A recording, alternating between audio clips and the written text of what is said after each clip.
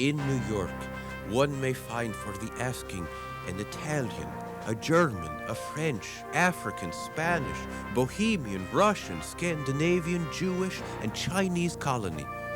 The one thing you shall vainly ask for is distinctively American community. Jacob Rees.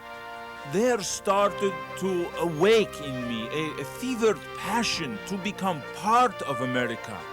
I read newspapers and magazines and books like a fanatic.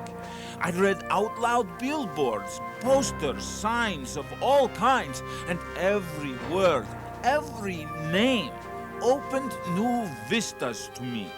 I was becoming saturated with Americanism. Between 1880 and 1914, 23 million foreigners poured into the United States, the largest infusion of immigrants in American history. At the end of the Civil War, 1 out of every 2 Americans still worked on a farm. By 1920, only 1 of 8 did. Immigrants fueled the nation's astounding industrial boom. From coal mines to car factories, they provided the labor that would help make the United States the greatest economic power on earth. Give me your tired, your poor, your huddled masses yearning to breathe free, the wretched refuse of your teeming shore. So read the inscription on the Statue of Liberty in New York Harbor that welcomed millions of newcomers to America. I lift my lamp beside the golden door. The United States offered hope and opportunity to millions of people from around the world. Here on America's shores, though, poverty and prejudice continued to plague them. Critics charged that the huddled masses were too wretched, too foreign to become real Americans. But they did become real Americans, and in the process, they transformed the nation forever. In trolleys and tenements, in ballparks and movie theaters, they helped forge a new urban culture. This is the story of how diverse immigrants became Americans, while America itself was becoming something new.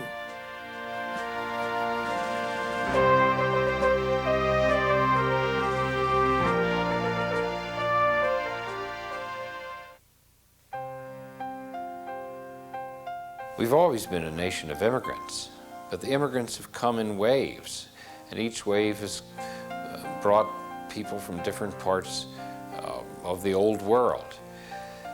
So we began the process over again of getting along with new kinds of people, with adapting to them and they adapting to those who'd already been here.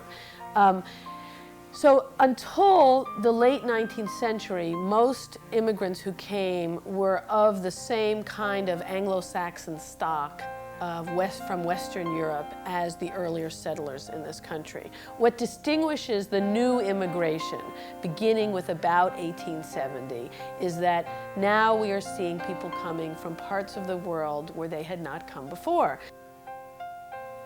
In Europe, industrial revolutions were replacing household production and farming. So more and more people left their small farms for cities like London, Hamburg, and Amsterdam. And millions continued on to the new United States, where wages were higher, food was more plentiful, and land was easier to buy. Industrialization then seized Southern and Eastern Europe, countries like Italy, Poland, Hungary, and Russia. Here too, factories displaced small craftsmen, and cash crops displaced small farmers. So they too migrated to the United States. The new immigrants came for many of the familiar reasons, for economic opportunity, for greater freedom, political freedom, and religious freedom, because Europe was at war with itself for much of the 19th century.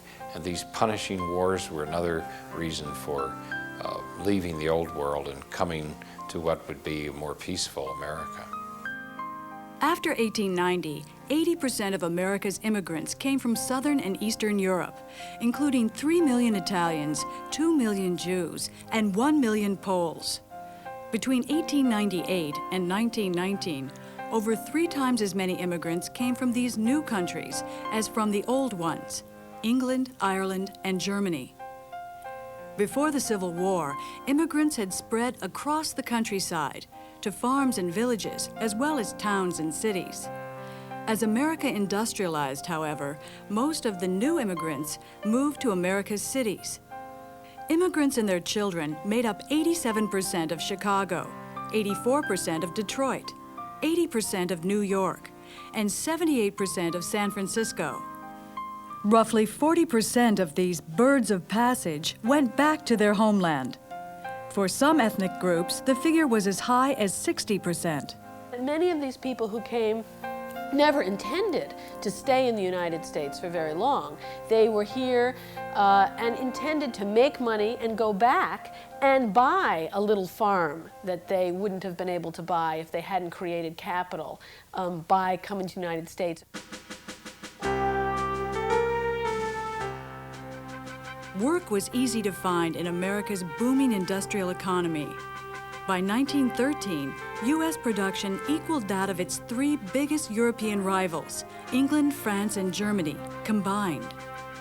European immigrants provided much of the labor to power this enormous growth. Not every foreigner is a working man, a Chicago minister observed, but every working man is a foreigner. Wages were almost always higher in America. A Mexican worker who earned 12 cents a day on a farm or hacienda could make $1 a day on American railroads. Often, though, this boost in salary could not cover the higher cost of living in the United States. In Chicago, for example, a typical meatpacking worker earned only 1/3 of what a family of four needed to survive. So immigrants had bigger families, and almost everyone in the family worked. In a city like Buffalo, New York, we now know that the average Italian immigrant woman had 11 children. That's the average. What that means is that 15 or 16 was not uncommon. And children do represent a form of insurance. That is, they're a way to guard against hunger and other kinds of physical deprivations because you have children that can be put to work and earn money for the family. You used to bring your pay home and give it to your parents. And whatever they feel they want to give you, they decide. There was no disagreement. That was their style.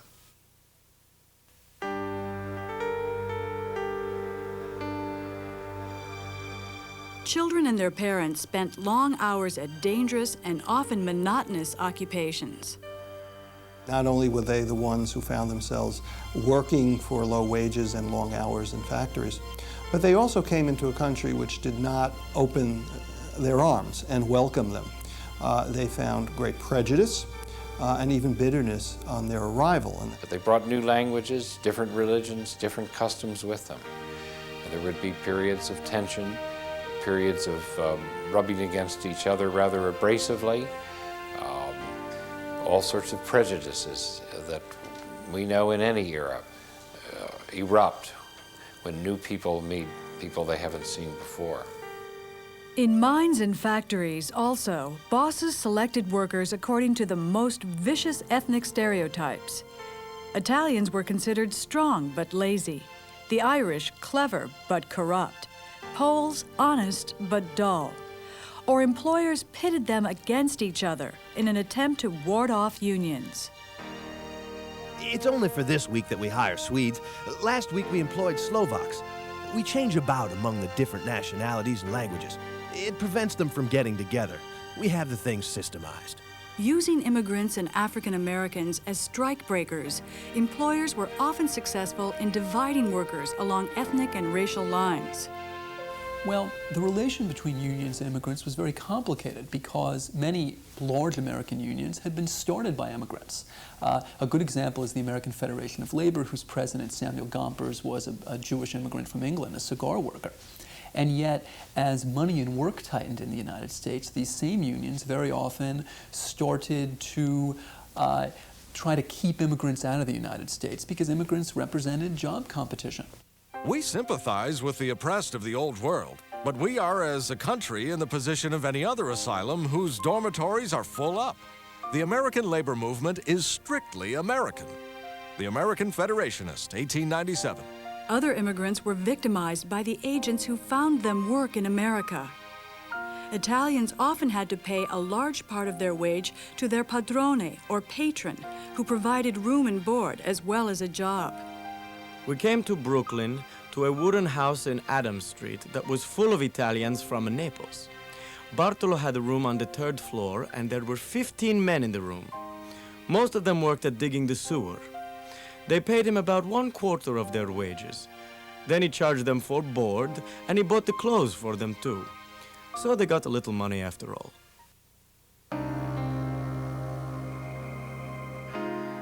With so little money, immigrants clustered together in squalid urban neighborhoods. There were no bathrooms in the buildings. There was no running water in the buildings, so you had to carry water from the basement of the building up until 2, 3, or 4 floors of steps to get into your own apartment. With names like Little Italy, Polish Hill, and Chinatown, these ghettos were ridden with poverty, filth, disease, and sometimes even death. The hall is dark, and you might stumble over the children pitching pennies back there. The sinks and toilets are in the hallway, that all tenants may have access, and all be poisoned alike by their summer stenches. Listen, that short hacking cough, that tiny helpless wail, what do they mean? A child is dying with measles. With half a chance it might have lived, but it had none. Jacob Reese. In Pittsburgh, 55,000 people, mostly immigrants, contracted typhoid from the poisoned water supply. In Baltimore, they ate oysters from polluted rivers and developed deadly stomach diseases. And in New York, home to the largest number of immigrants, 1/3 of Italian babies did not live to see their first birthday. All of the time I hear about the grand city of New York. I learned that New York is 2, 3, 4, 10 times bigger than Italian city. I think I'm going to great city, to a grander country, to a better world, and my heart develop a big admiration for America. I arrive in New York. You think I find here my idea? Alessandro Da Luca.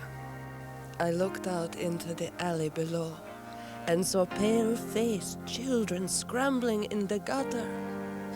There is America, cried my heart.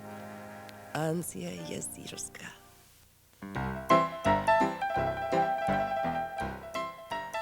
To survive in America, immigrants depended on each other. The first and most important resource was family. Immigrants often traveled to America alone, but they usually moved in with a relative who had come earlier. 3 or even 4 generations lived together, sharing salaries and expenses. The next level of support was the ethnic community. Within their neighborhoods, they got more together, and they maintained their traditions and their values. That was an important resource for them, and they did that largely on an informal basis. But they also did it more formally by forming associations and organizations to protest against discrimination, and also in certain instances to go to employers as an organized group and see that doors were open to them. So you might belong to a benefit society where every week you paid in a little bit of money, and then if the breadwinner in the family was hurt on the job, the benefit society would pay back some money to help the family get through. Because remember, this is a time before any kind of workman's compensation, before unemployment insurance, before any of that safety net that we are aware of today. Ethnic newspapers, written in native tongues, provided ties to the old country as they helped immigrants adjust to the new.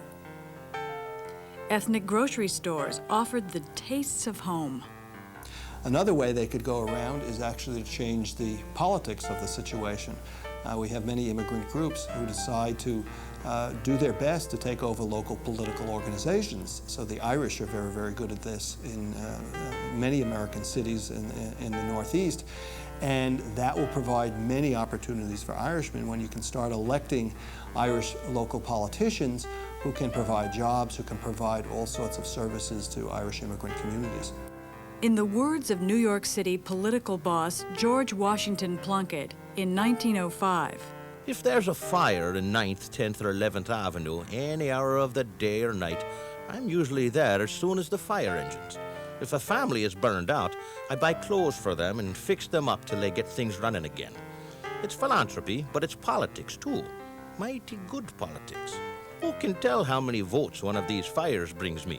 The poor are the most grateful people in the world, and let me tell you, they have more friends in their neighborhoods than the rich have in theirs.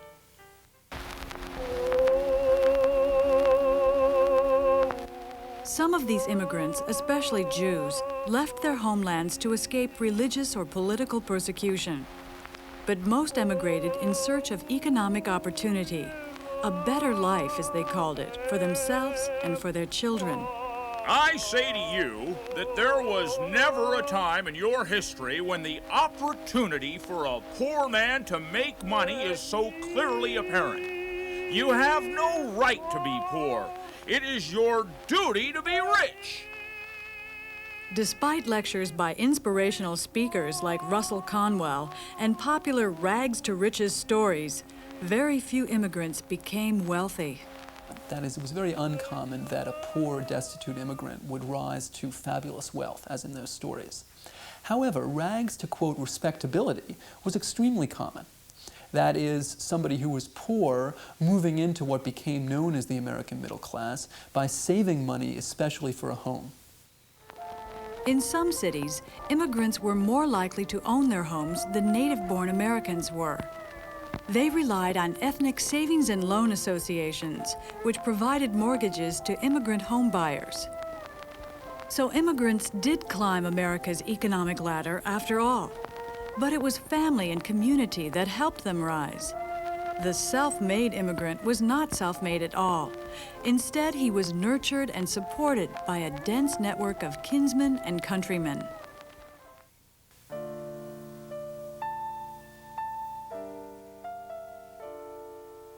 Our dollar bills say e pluribus unum, from the many, one.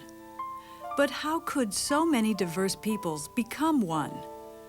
In 1909, Jewish playwright Israel Zangwill offered his own answer. Their cultural differences would melt away. There she lies, the great melting pot. Listen, can't you hear the roaring and the bubbling? Oh, what a stirring and seething. Celt and Latin, Slav and Teuton, Greek and Syrian, black and yellow. How the great alchemist melts and fuses them with his purging flame. Here shall they all unite to build the Republic of Man and the Kingdom of God. Zangwill, an immigrant himself, thought this melting process would happen naturally. But other Americans were not so sure. Immigrants from countries like Italy, Poland, and China were so different, they said, that special efforts would be needed to Americanize them. Employers led the way, designing programs to make their immigrant workers more American. Special classes helped the workers learn English and tried to promote thriftiness, cleanliness, and punctuality.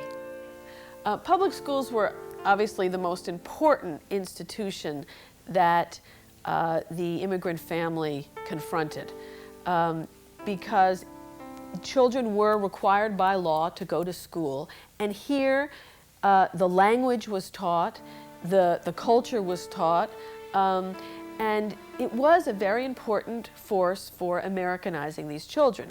Education was free. That subject my father had written about repeatedly as comprising his chief hope for us children. The essence of American opportunity, the treasure that no thief could touch, not even misfortune or poverty. It was the one thing that he was able to promise us when he sent for us. Surer, safer than bread or shelter. No application made, no questions asked, no examinations, rulings, exclusions, no machinations, no fees. The door stood open for every one of us. By 1908, over half of the students in urban public schools had a father who was born abroad. In New York City, the fraction was almost 3/4. Educators used the public schools to provide immigrant children a crash course in American values and habits. Illiterate, docile, lacking in self-reliance and initiative, these people tend to settle in groups or settlements and to set up here their national manners, customs, and observances. Our task is to break up these groups or settlements, to assimilate these people as part of our American race, and to implant in their children, so far as can be done, the Anglo-Saxon conception of righteousness, law, and order. Elwood Cubberley, 1909. Insulted by the notion that their cultures were inferior, immigrant parents often sent their children to parochial schools. In Chicago, for example, over half of the Polish children attended a Catholic school. I think it's wrong to assume that these children were, as a result of going to school, ready to drop the cultural traditions and language and so forth that they experienced at home, and in many cases they had memories of from their own early lives. And so I think what happens is that these children learn to live in both worlds, and that they mediate the message of the school. But many immigrant youths tried to Americanize as quickly as possible. In millions of immigrant households, children and parents clashed.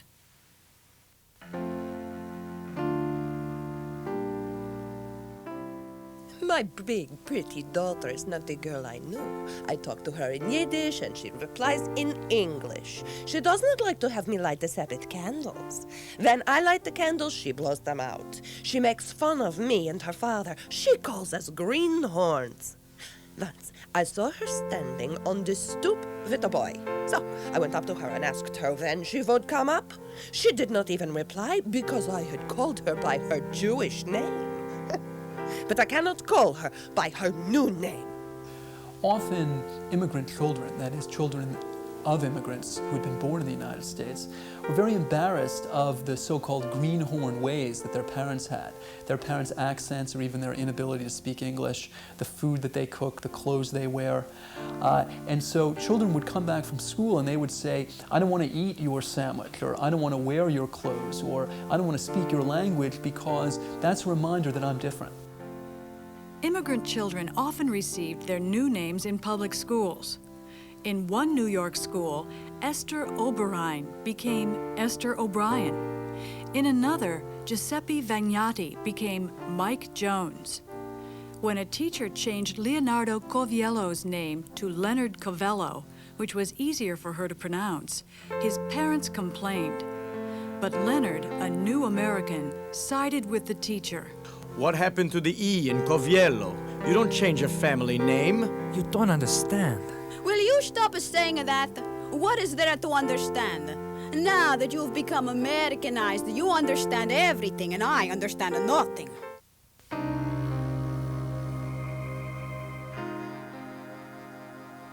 Many Native Americans believed that the new wave of immigrants could never be Americanized. As more and more newcomers poured into the country, some began calling for restrictions on their entry. If you go to the West Coast, the Chinese who arrive, starting in the 1840s, meet a very hostile reception. And sometimes often a hostile reception from American workers who think the Chinese are taking their jobs or depressing the wages of other people. And there's tremendous hostility.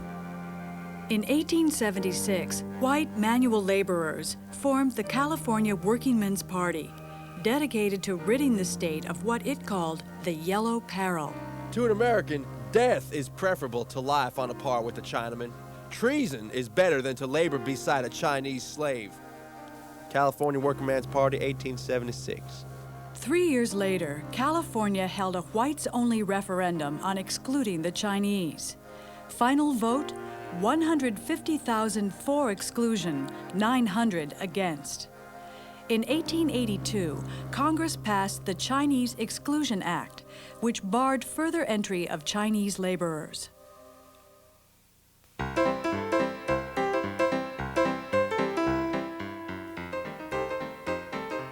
Urban poverty and disease, coupled with the labor conflicts of the late 19th and early 20th centuries, also fueled calls for the exclusion of Poles, Jews, Russians, and others considered to be lesser immigrants.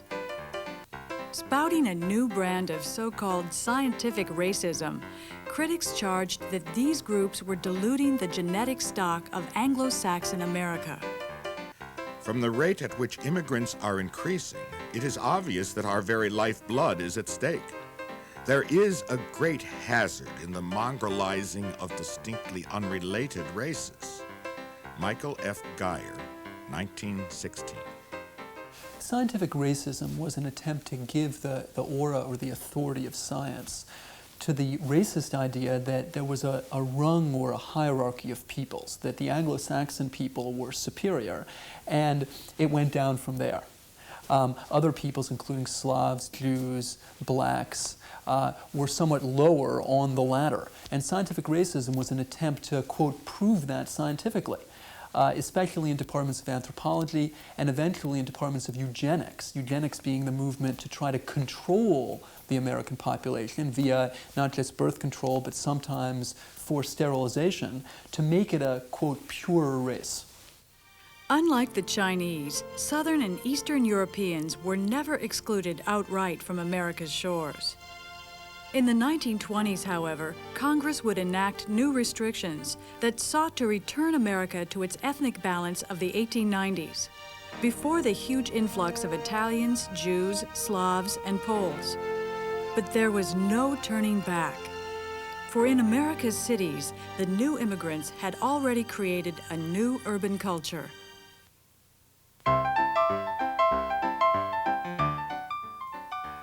Streaming into America's cities, immigrants must have been bewildered by the variety of large-scale amusements they encountered.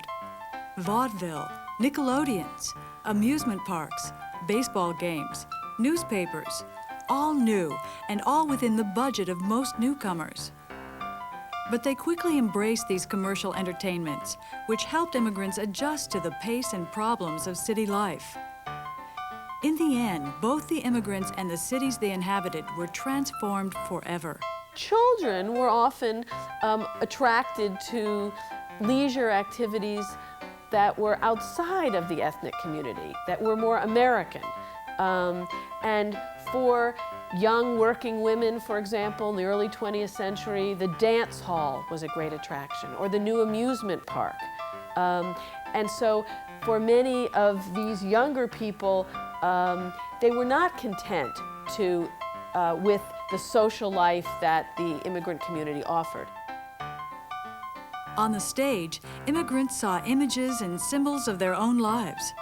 Magician Harry Houdini, who billed himself as the world-famous self-liberator, was a crowd favorite. Houdini is a good example. Houdini was, of course, a master of escape, which was something that all the immigrants had done in one way or another. They had escaped from one environment and transformed themselves. So when they watched Houdini, what they saw was a kind of symbolic reenactment of their own experience.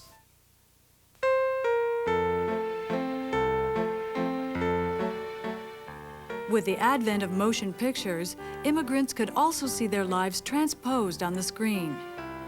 In the silent movies, there's no need to understand English to enjoy what's taking place.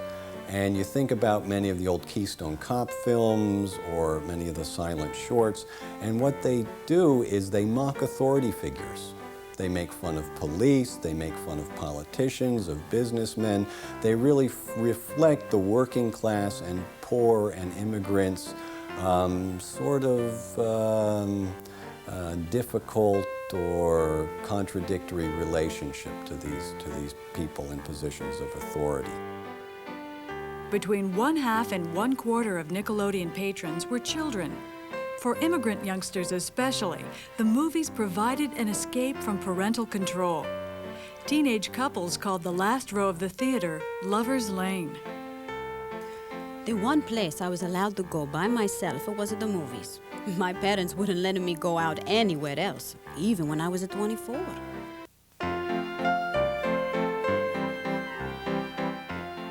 Baseball is the very symbol, the outward and visible expression of the drive and push and rush and struggle of the raging, tearing, booming 19th century. Mark Twain. America's newest citizens also helped make baseball its national pastime. In ballparks across the country, immigrants witnessed speed, timing, and efficiency, the very qualities that the new industrial economy demanded. And just like the economy, baseball emphasized strict rules and regulations. To win in baseball, or in America, you had to play by the rules. But in America, the rules did not always apply equally. In 1867, the National Association of Baseball Players barred black players in teams. Later, blacks would form their own baseball leagues. So baseball reflected the racial divisions that immigrants found in the city. It also reflected their own success in America. So many of the stars were immigrants or from immigrant communities. They had last names like LaJoy. The immigrants could root for them and express their own distinctiveness. The other important thing about a ballpark was it allowed them to root for the, quote, home team, and therefore declare, quite literally, that they were home. If you're a fan of a particular team and you're with other fans, that overcomes your different ethnicities or your different class backgrounds. You can all rally around and be members of the same group. So it plays important community building functions as well.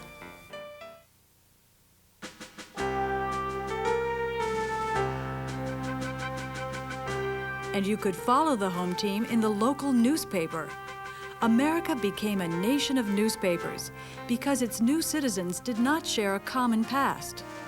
What immigrants shared were the immediate events of the present, the news. Aided by the inventions of the telephone, telegraph, and high-speed press, metropolitan newspapers doubled in number between 1870 and 1900. Savvy publishers like William Randolph Hearst and Joseph Pulitzer were quick to pick up on the pulse of the nation. Newspapers helped personalize an impersonal environment. In cities, you had millions of newcomers from literally all over the world, very often people that could not speak each other's languages. And what the metropolitan press, the newspapers, did was, through human interest stories, stories about romance, stories about crime, stories about other kinds of dramatic individual achievements and phenomena, was they made that environment personal. Somebody from England or somebody from Scandinavia or somebody from Romania, they could all look at the same newspaper and they could share in a single event.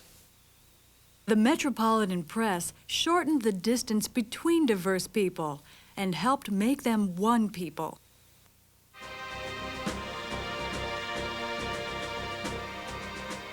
The arrival of over 23 million immigrants to American shores coincided with revolutions in industry and technology. American work and culture were forever changed. So too were the immigrants. Their labor and spirit helped transform America into a global power. But for the immigrants, the American dream carried costs as well as opportunities. As they climbed America's ladder of success, they felt their children slipping out of their grasp. And they often felt oddly divided, caught uncomfortably between two worlds. It was their children, of course, who went to school and who learned to speak English and who then functioned as a kind of translator between the family and the larger society. The children sort of had a foot in both worlds. In 1929, Bulgarian immigrant Stoyan Christo began to look back on his life. What are we? Are we still what we were before we came to America? Or are we half Americans and half something else? In search of an answer, Christo would return to his native Bulgaria. But even there, he felt out of place.